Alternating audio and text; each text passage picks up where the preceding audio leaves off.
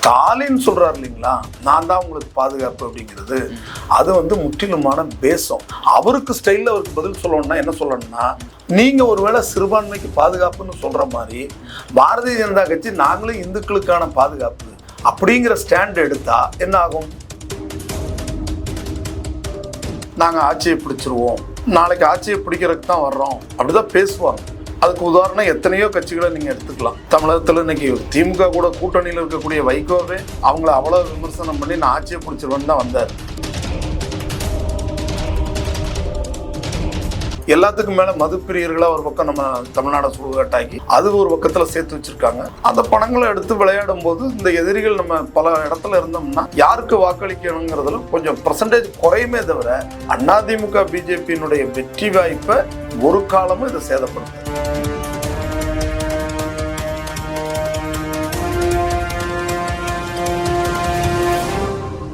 Current ஏத்துறீங்க, அதுல முஸ்லீம்களுக்கு ஏறது இல்லையா?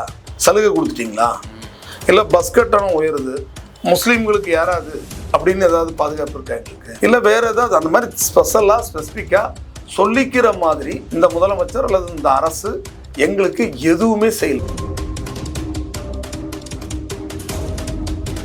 அந்த இந்துக்களுடைய மனநிலைமை இன்னைக்கு என்னவாகுது? இவனுங்களால தான் நம்ம ஏத்தலைங்கிற மாதிரி திருப்பிடுறாங்க. ஆனால் எங்க விளக்கு ஏத்துனா எங்களுக்கு என்ன? ஆன்மீகத்தை பொறுத்த வரைக்கும், அதுவும் இன்னும் தமிழ்நாடை பொறுத்த வரைக்கும் எல்லாரும் ஒற்றுமையா இருக்கணும். திராவிட இயக்கம் திமுக தொடர்ந்து பிரிவினைவாதத்தை செய்து முயற்சி பண்ணுது, நடக்கிறது இல்லை, முயற்சி பண்றாங்க. அப்பப்போ எந்திரிப்பாங்க, திடீர்னு பார்த்தா எப்ப தேவையோ அப்ப மொழியால் பிரிக்க பார்ப்பாங்க, ஜாதியால் பார்ப்பாங்க, மதத்தால் பார்க்கறாங்க. நான் திருமாவளவனையே நாங்க பெற்றெடுத்த பிள்ளைன்னு சொல்லிட்டு போயிடுறேன்.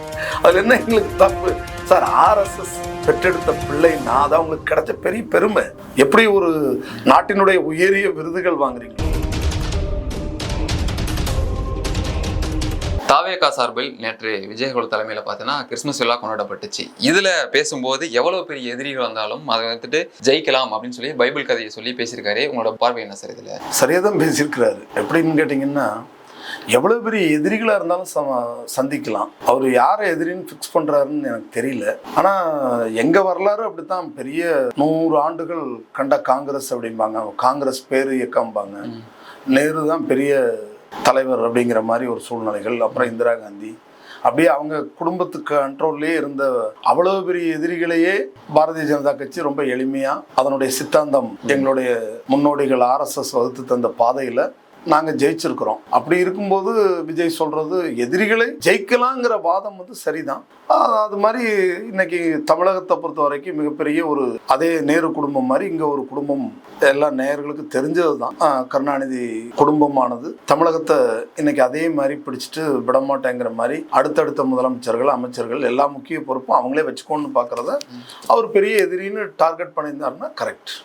தனித்து நின்று வெற்றி பெற முடியாது, ஒரு அணியில் சேர்ந்தாதான் திமுக வீழ்த்த முடியும் அப்படின்னு சொல்லி பாஜக அதிமுக தரப்புல இருந்து என்னதான் வந்துட்டு ஒரு மறைமுக கூட்டணிக்கு அழைப்பு எடுத்திருந்தாலும் விஜய் அவர் தரப்பு வந்து மறுத்து வருகிறது இல்லை சார். தங்களுக்கு வந்துட்டு ஒரு 36% இருக்கு, நாங்க வந்துட்டு அதிமுகவோட நாங்க வாக்குகள் வெற்றி பெற்று நாங்க முதலமைச்சர் ஆகுவோம் அப்படின்னு சொல்லி அந்த தரப்புல இருந்து பதில் கொடுக்குறாங்க. எப்படி பாக்குறது சார்? இன்னைக்கு இருக்கக்கூடிய அரசியல் களத்துல எல்லா அரசியல் கட்சியும் அப்படிதான் சொல்லுவாங்க. நீங்க பாத்தீங்கன்னா, ஒரு திடீர்னு தோற்றுவிக்கப்பட்ட எந்த புகழும் இல்லாத அரசியல் கட்சிகளே நாங்க ஆட்சியை பிடிச்சிருவோம், நாளைக்கு ஆட்சியை பிடிக்கிறதுக்கு தான் வர்றோம் அப்படிதான் பேசுவாங்க.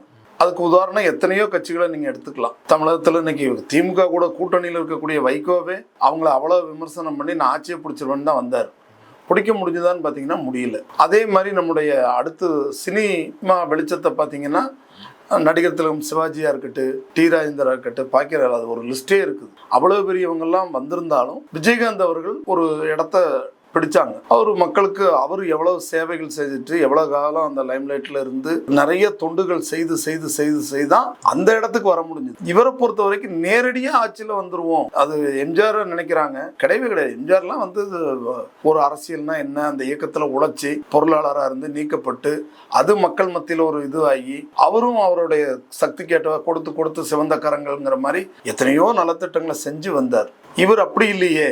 இவர் திடீர்னு நடிச்சிட்டு இருந்தார். தான் நடிச்சிட்டு இருந்த காலத்துல கூட மக்களுக்கு எதுவும் இவர் பெருசா செஞ்ச மாதிரி எதையும் சொல்ல முடியாது. தமிழ்நாட்டுக்கு இந்த மாநிலத்துக்கான ஏதாவது செஞ்சாரான்னு கேட்டா அதுவும் இல்லை. அப்படி இருக்கும்போது நேரடியா நான் முதலமைச்சராக தான் வருவேன் அப்படிங்கிறது சாத்தியம் இல்லாது. அதனால அதிமுகவும் பிஜேபியும் தேசிய ஜனநாயக கூட்டணியும் என்ன சொல்றோம்னா எதிரிகள் வாக்குகள் சிதறாம இருக்கணும். அந்த நோக்கம் ஒன்னா இருக்கிறவங்க எல்லாம் ஒன்னா இருந்தோம்னா, நான் ஏற்கனவே சொன்ன மாதிரி அந்த பலமிக்க எதிரியான கருணாநிதி குடும்பத்தை வீழ்த்துறதுக்கு ஈஸி. இல்லைன்னா அவங்க நம்மளுடைய காடையும் மலையும் மணலையும் இயற்கை அத்தனையும் சுரண்டி வச்சிருக்கிறாங்க, வித்து காசு சம்பாதிச்சு வச்சிருக்கிறாங்க. எல்லாத்துக்கும் மேல மது பிரியர்களா ஒரு பக்கம் நம்ம தமிழ்நாடு சுடுகாட்டாக்கி அது ஒரு பக்கத்துல சேர்த்து வச்சிருக்காங்க. அந்த பணங்களை எடுத்து விளையாடும் போது இந்த எதிரிகள் நம்ம பல இடத்துல இருந்தோம்னா யாருக்கு வாக்களிக்கணுங்கிறதுல கொஞ்சம் பெர்சன்டேஜ் குறையுமே தவிர அதிமுக பிஜேபியினுடைய வெற்றி வாய்ப்பை ஒரு காலமும் இதை சேதப்படுத்தாது. முதல்ல ஸ்டாலின் அவர்கள் நிலையில கிறிஸ்துமஸ் விழா கொண்டாடும் போது பாத்தீங்கன்னா அனைவரையும் நாங்க சமமா தான் பார்த்துட்டு இருக்கோம், சிறுபான்மையர் நாங்க தான் பாதுகாத்து இருக்கக்கூடிய அரணாக இருக்கிறோம், பாஜக பாத்தீங்கன்னா எல்லாத்துக்கும் சிறுபான்மையினருக்கு எதிரான போக்கை தான் செயல்படுத்துறாங்க அப்படின்னு சொல்லி பதிவுபடுத்தி தாங்கள் தான் பாதுகாவலன் அப்படின்றத உறுதிப்படுத்திருக்காரு. எப்படி பாக்க ஒரு வழியில பதில் சொன்னா வேற மாதிரி சொல்லணும், ஆனா என்னோட வழியில முதல் சொல்லிடுறேன். அவர் வழியில நான் சொன்னேன்னா அது ரெண்டாவது சொல்றேன். முதல்ல நான் என் வழியில சொல்றேன். பாரதிய ஜனதா கட்சியை பொறுத்த வரைக்கும் அனைத்து மக்களையும் ஒரே சம அளவுல பார்க்கணும். குஜராத்ல முதலமைச்சராக இருக்கும் பொழுதே மோடிக்கிட்ட இப்படி கேட்டாங்க, நீங்க சிறுபான்மை மக்களுக்குன்னு என்ன செஞ்சீங்க அப்படின்னு. 6.5 கோடி குஜராத் மக்களுக்கு நான் செஞ்சிருக்கிறேன், சிறுபான்மை மக்களுக்கும் தனியா செய்ய வேண்டியதில்லை. அதே இதுதான் இன்னைக்கு இந்திய தேசத்துக்கு அவர் அப்ளிகேட் பண்ணி ஒர்க் பண்ணிட்டு இருக்கிறார். 140 கோடி மக்களுக்கு திட்டம் தான் தர்றார். அது வந்தே பாரதா இருக்கட்டும், மருத்துவ கல்லூரிகளாகட்டும், எய்ம்ஸா இருக்கட்டும், நீங்க எந்த சாலைகளாகட்டும், விமானத்தளங்கள், கப்பல் பாதுகாப்பு, மருத்துவம், எல்லா துறையிலையுமே 140 கோடி மக்களுக்குமான திட்டம் வருது. இதுல எங்க போய் மைனாரிட்டிக்கு தனியா இந்துக்கு தனியான்னு பார்க்க வேண்டிய அவசியம் கிடையாது. ஆனால் ஸ்டாலின் சொல்றாரு இல்லைங்களா, நான் தான் உங்களுக்கு பாதுகாப்பு அப்படிங்கிறது, அது முற்றிலுமான பேசம். அவருக்கு ஸ்டைல்ல அவருக்கு பதில் சொல்லணும்னா என்ன சொல்லணும்னா, நீங்க ஒருவேளை சிறுபான்மைக்கு பாதுகாப்புன்னு சொல்ற மாதிரி பாரதிய ஜனதா கட்சி நாங்களும் இந்துக்களுக்கான பாதுகாப்பு அப்படிங்கிற ஸ்டாண்ட் எடுத்தா என்ன ஆகும்? மிகப்பெரிய மோசமான நிலைமையை நாடு சந்திக்கும். அதனால பாரதிய ஜனதா கட்சி அந்த சம அளவுல சம வாய்ப்பு, உண்மையான மதச்சார்பின்மையும் உண்மையான சமூக நீதியும் உண்மையான ஜனநாயகமும் பேணி காக்குதுன்னா அது பிஜேபி தான் சொல்ல முடியும். என்ன காரணம்னு கேட்டீங்கன்னா, இன்னைக்கு இவங்க சிறுபான்மைக்கு பாதுகாப்பு, எதுக்கு எங்களுக்கு தனியான பாதுகாப்பு வேண்டியதில்லை சார். தமிழர்களுக்கான நலத்திட்டத்தை கொடுங்க, கரண்ட் ஏத்துறீங்க, அதுல முஸ்லீம்களுக்கு ஏறது இல்லையா, சலுகை கொடுத்துட்டீங்களா? இல்ல பஸ் கட்டணம் உயருது, முஸ்லீம்களுக்கு ஏறாது அப்படின்னு ஏதாவது பாதுகாப்பு இருக்கா எங்களுக்கு? இல்ல வேற ஏதாவது அந்த மாதிரி ஸ்பெஷலா ஸ்பெசிபிக்கா சொல்லிக்கிற மாதிரி இந்த முதலமைச்சர் அல்லது இந்த அரசு எங்களுக்கு எதுவுமே செய்யல. இன்னும் சொல்ல போனா தேர்தல் வாக்குறுதியில அப்பாவி இஸ்லாமியர் நான் அதை ஏத்துக்கல. அப்பாவி இஸ்லாமியர்ல வெடிகுண்டு வச்சு பல வன்முறைகளை நிகழ்த்திய இஸ்லாமியர்கள் இருக்காங்க. ஆனா அவர் பேரளவுல பாதுகாப்புங்கிறதுக்கு அந்த ஓட்டை வாங்குறதுக்காக அவங்க கிட்ட என்ன சொன்னாரு, நான் இந்த சிறைவாசிகளை பூரா விடுதலை பண்ணுவேன்னாரு.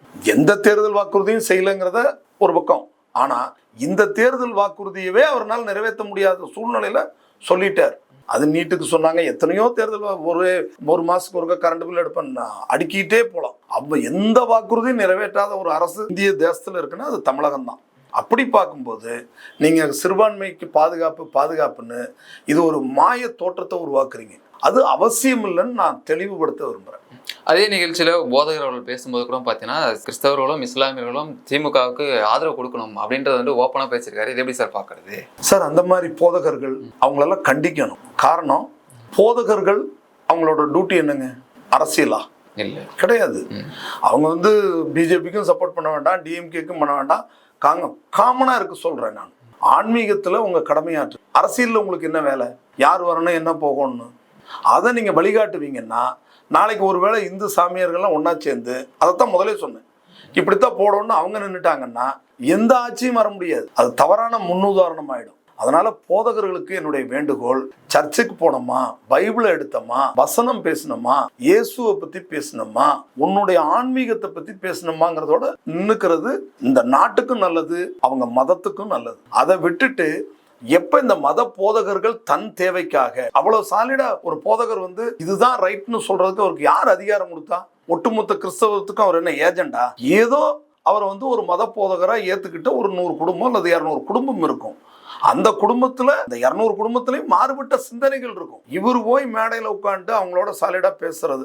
மேடைக்கு நாங்க நிறைய பிஷப்களை, நிறைய போதகர்களை இப்ப எங்க மேடைக்கு வருவாங்க. நாங்க அவங்கள அரசியல் பேச கூப்பிடுறது இல்லை. நாங்க உங்க கூட இருக்கிறோம், நீங்க எங்க கூட இருக்கணும், ஆதரவு தாங்கன்னு கேட்போம். அவங்க கொடுக்கலாம், கொடுக்காம இருக்கலாம், அதை சொல்லித்தான் ஆகணும் அப்படிலாம் சொல்ல மாட்டோம். எத்தனையோ மேடைகள்ல எங்களை பாதகர்கள் எங்களுக்கு இதெல்லாம் நீங்க பாதகமா இருக்குதுன்னு கேட்பாங்க. அதை சரி பண்றதுக்கு எங்க தலைவர்கள் ஒத்துக்குவாங்க. இந்த வகையில பண்ணுங்க, இது சரியாயிடும். அதுதான் ஜனநாயகம். அதனால இங்க வந்து சிறுபான்மைக்கு பாதுகாப்பு தேவையில்லை. நான் திருப்பி திருப்பி சொல்றேன், இங்க பாதுகாக்கப்பட வேண்டிய அளவுக்கு எந்த பிரச்சனையும் இந்த தேசத்துல இல்லை.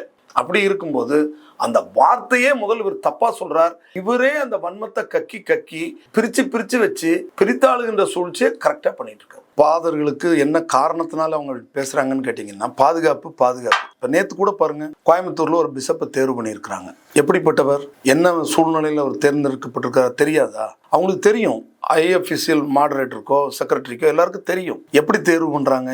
அந்த தேர்வு பண்ணக்கூடிய சூழ்நிலையில் இருக்கக்கூடிய ஒரு ஃபாதர் பிஷப்பா மாறுறாரு. அவர் வந்து நம்ம என்ன முன்னுதாரணமா இருக்க போகுது? அவருக்கு அந்த பாதுகாப்பு தேவைப்படுது, அரசாங்கத்துடைய பாதுகாப்பு. ஏன்னா அவர் மேல ஏற்கனவே வழக்குகள் இருக்குது, பல வழக்குகள் இருக்குது.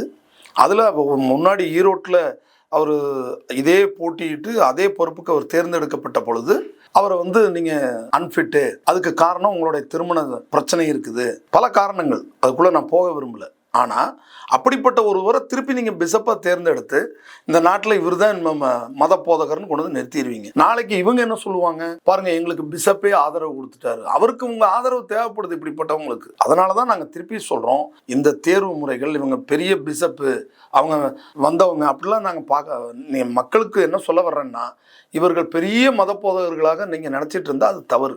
அவங்க சாதாரண ஒரு மனிதனாக செய்ய வேண்டிய எல்லா அநியாயங்களையும் செய்துவிட்டு அந்த பொறுப்புக்கு வந்துடுறாங்க, அவ்வளவுதான். இவங்க அரசியல்ல இருந்து பண்றாங்க, அவங்க மத போர்வையில பண்றாங்க. அதனாலதான் இவர் அவருக்கு பாதுகாப்பு, அவரு இவங்களுக்கு பாதுகாப்பு. இதை வந்து பாரதிய ஜனதா கட்சி சிறுபான்மை அணி சார்பில் இந்த தேர்வு முறை, இத்தகைய ஆட்களுக்கு பொறுப்பை போட்டு இவர்கள் மத போதகர்கள், இவர்கள் சொல்றது சரின்னு சொல்லக்கூடிய அருமை உறவுகள், அது கிறிஸ்தவங்களா இருக்கட்டும், இஸ்லாமியர்களா இருக்கட்டும், எந்த வகையில வந்தாலும் தப்புன்னு சொல்லக்கூடிய பார்க்கக்கூடிய ஒரு அமைப்புகள் அது இருக்குதுன்னு சொன்னா அது பாரதிய ஜனதா கட்சி.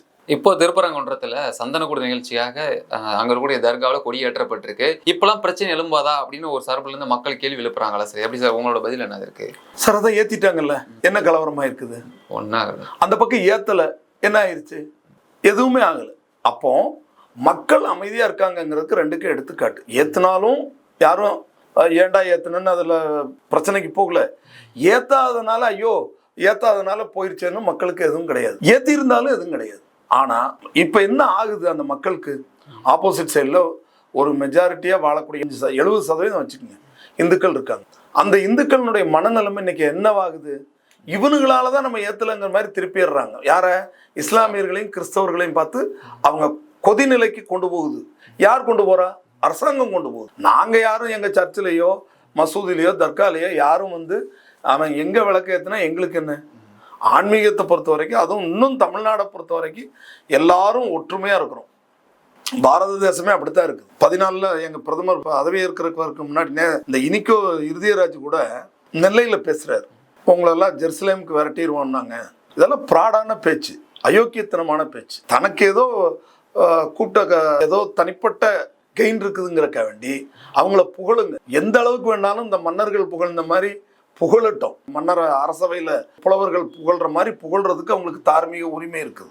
ஆனால் இதுதான் இப்படித்தான் அப்படின்னு ஒரு அகில உலகத்திலையும் பெரிய கட்சியாக இருக்கக்கூடிய எங்க கட்சியை பார்த்து இந்த கட்சி ஒரு தனிப்பட்ட மதத்துக்கானது, தனிப்பட்ட இனத்துக்கானதுன்னு சொல்றதை நான் வன்மையா கண்டிக்கிறேன். அதுவும் அவரெல்லாம் வந்து கொஞ்சம் ஹை பிச் போயிடறாங்க. அந்த ஃபாதரு, இந்த இனிக்கோ அந்த விழாவே வந்து ஒரு இடத்துல கூட பைபிளையோ இயேசுவையோ பத்தி பேச மறுத்துடுறாங்க. மாறாக அவங்க பேசுறது பூராமே அரசியல். உங்க ஓட்டு எனக்கு வேணும், எங்க ஆதரவு உங்களுக்கு தான். உங்க ஓட்டு எனக்கு வேணும், நாங்க உங்களை பார்த்துக்குவோம். இப்படி ஒரு சேல் டீட் மாதிரி போடுறாங்க, அக்ரிமெண்ட் பண்ணிக்கிறாங்க. இது நாட்டுக்கு நல்லது இல்லை, அரசியலுக்கு நல்லது இல்லை, ஜனநாயகத்துக்கு முதல்ல நல்லது இல்லை. இப்படி குழுவா பிரிஞ்சோம்னா அது சரி கிடையாது. நாமெல்லாம் ஒரு தாய் பெற்றெடுத்த பிள்ளைகள், ஒரு தேசத்தில் இருக்கிறோம்.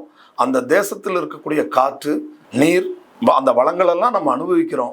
அந்த தேசம் ஒன்றுங்கிற உணர்வு கூட இல்லாமல் இருந்தோம்னா அது நம்ம எங்கேயோ கொஞ்சம் நம்ம தப்பு பண்றதாக மாறும். அது இந்த திராவிட இயக்கம் திமுக தொடர்ந்து பிரிவினைவாதத்தை செய்து முயற்சி பண்ணுது. நடக்கிறது இல்லை, முயற்சி பண்றாங்க. அப்பப்போ எந்திரிப்பாங்க. திடீர்னு பார்த்தா எப்ப தேவையோ அப்போ மொழியால் பிரிக்க பார்ப்பாங்க, ஜாதியால் பார்ப்பாங்க, மதத்தால் பார்க்குறாங்க. இந்த பிளவுகளை செஞ்சு ஆரியன் பாப்பாம்பாங்க, திராவிடம்பாங்க. அதெல்லாம் கிடையாது.